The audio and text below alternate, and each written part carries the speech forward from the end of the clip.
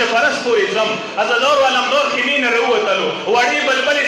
لاس کې مشک ورسره دی علمدار څه وکړل سار یې ارټیټ کړلو علمدار سار د وړې بلبلې خپو ته راورسېدلو عزادارو څه کله علمدار سار د وړې بلبلې خپې ته راورسېدلو مخې واړولو مدینې ته غاږ یې وکړلو مور یې ام البنین علمدار وفاداري خو لږه وکسه سار مو د وړې بلبلې خپو کې یخی دی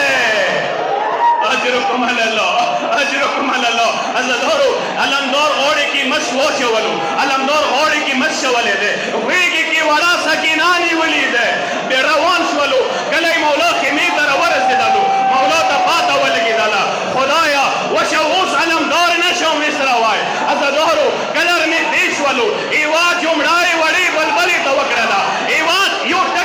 یو ټکی علمدار ته وکړلو علمدار ته دیئ علمدار وروره وړه بلبله چې فرض کې د سره غلی دی علمدار وروره لسم مازدیګر وي ای وړې بلبلې لمنې اور خسته وي بیا الکمې کې په زنګونو پوه نڅېږي یوه جمله یې وړې بلبلې ته وکړله وړې بلبلې علمدار ته چې فرض کې راغلي لسم مازدیګر وي ظالم ته نګشوري خسته وي علمدار الکمې کې بیا پوه نڅوي عزادارو علمدار ته څه کله اجازات میلاو شولو بیرې علمدار غاړې زه آس باندې سپور شولو مولا غاښ وکړلو علمدار وروره وره ماته علمدار وروره وره ماته خیمو ته لاړ شه ولیا بیبي سه میلاو شه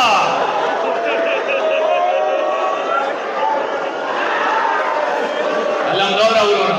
وره ما سبیړه ما کوه علمداره لږ د ولیا بیبي خیمې ته نوځه علمدار دوباره زلجنان راکوز شولو بیړې سه نووتلو ای ولیا بیبي خیمې ته کله رانووتلو ولیا بیبي ته ورته وایي علمداره لږ راته ودرېږه علمدار ته ودرېدلو ولیا بیبي سهار نه خوب پورې علمدار ته سترګې غړولې ودعید علمدار وروره لږ څنګ ترسه کښېنه عزادارو ولیا بیبي څه ناست دی اخري جملې دي عزادارو ولیا بیبي ته ورته علمدار وروره زه یې واورېدې بابا څه ناسته وم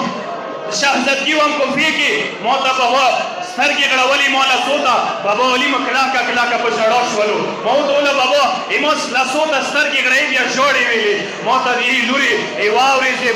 واورېدې به شام کوفې ته قیدي حالات کې راشې ما ورته وویله بابا چا تله زړونه وي علمدار غوندې کې ورور وي هغه څنګه دربارو ته تللی شي